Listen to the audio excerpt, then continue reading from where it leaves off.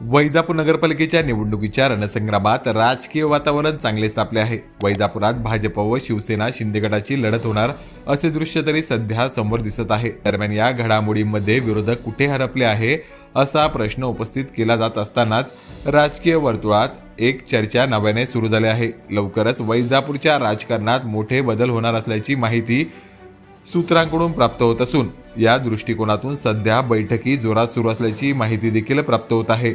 हे बदल वैजापूरच्या राजकारणात भूकंपही आणू शकतात आणि जर हे बदल घडले तर राजकीय समीकरणे मोठ्या प्रमाणात बदलतील।